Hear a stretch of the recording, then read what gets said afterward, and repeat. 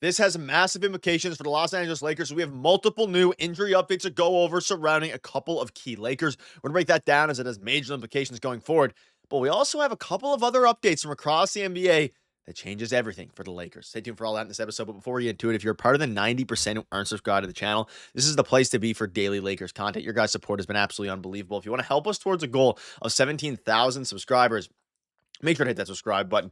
And thank you guys again for your continued support. Ladies and gentlemen, there's a ton to go over today, specifically surrounding some injury updates, but some some around the NBA schedule help that has helped the Lakers here. There's a bunch of different things to go over, but let's dive right into it. I want to start with this. There's a ton of different things here. So as of the time of recording, again, the Lakers don't play and didn't play tonight. So what we could do as Lakers fans was now scout across the NBA. And we saw this heading into the night. The Rockets and Grizzlies officially lost. They are starting to come off of our tail in the standings shortly but surely. Ladies and gentlemen, the Grizzlies lost in heartbreaking fashion against the Hawks. But this has now people and fans, and we'll dive into a couple injury updates in a minute, which are huge here. But you can see here, let's make a run. Memphis is a full game behind us, and Houston is a full 2 games behind us. Ladies and gentlemen, in the past 2 nights, that is, the Lakers have been hugely, helped by the opposing teams losing games. You can look there. Denver lost 1 game in a row. Memphis lost 3. Rockets lost 2.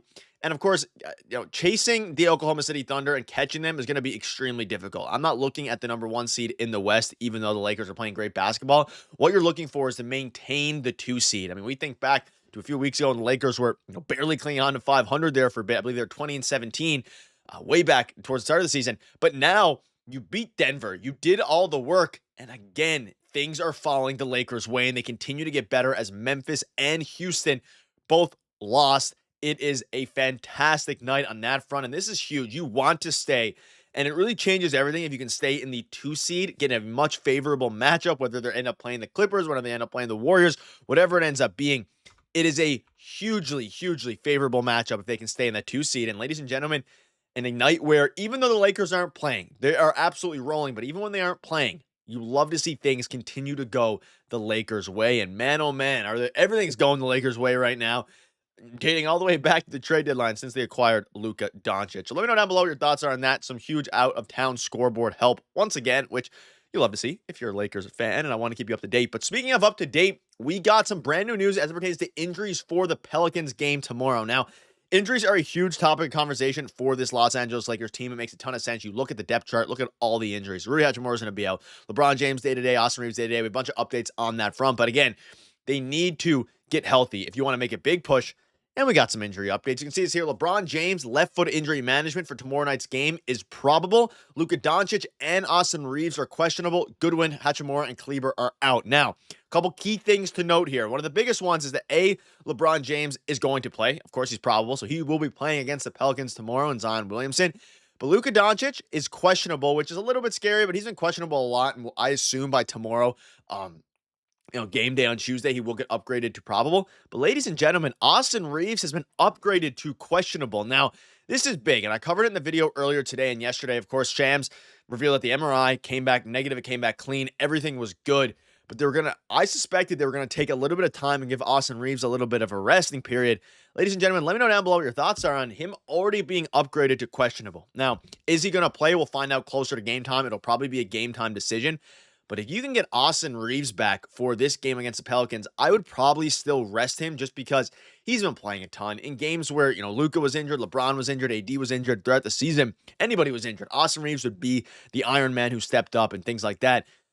But I mean, if he's not 100%, I would not mind keeping Austin Reaves out. That being said, as we continue to discuss the standings, like every single game matters, right? The Lakers are now, 1 game ahead of the Denver Nuggets. And that's not a lot of legroom room. And also, not only is it not a lot of leg room, you're at a point where not only are the Nuggets right behind you, like I mentioned, Memphis Grizzlies are right behind you as well. 2 full games behind you, Memphis and Houston, because of their losses tonight. And that's why it was so important for them to lose today's game, because obviously the Lakers aren't playing. But at a time where the Lakers are dealing with some injuries, to see Austin Reaves questionable is actually very encouraging because there were some rumblings about him missing a significant amount of time before the MRI came back, all these different things.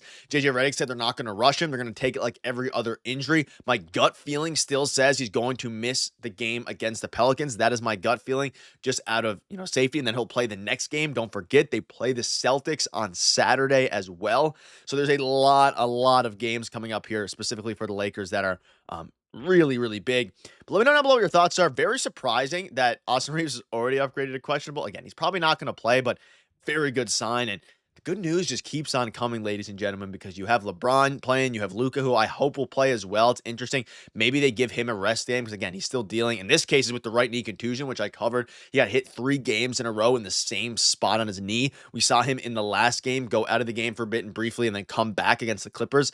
And he came out again. It's not the same thing that made him miss time at Christmas Day game, in the Christmas Day game, but despite not being the Christmas Day game injury, you still want to play, be careful with Luka Doncic. You want him to be healthy, and he's finally starting to get a bit of a rhythm. And ultimately, I think the goal for everybody to be healthy, aside from Hachimura, is, Saturday against the Boston Celtics. That being said, Jordan Goodwin is dealing with a a grade 1 ankle sprain, so he might miss a little bit of time. But speaking of, and again, Hachimura is going to be out for a while, but speaking of Hachimura and his replacement, Dorian Finney-Smith, I want to highlight Dorian Finney-Smith's impact on this team for a little bit here. You can see this here.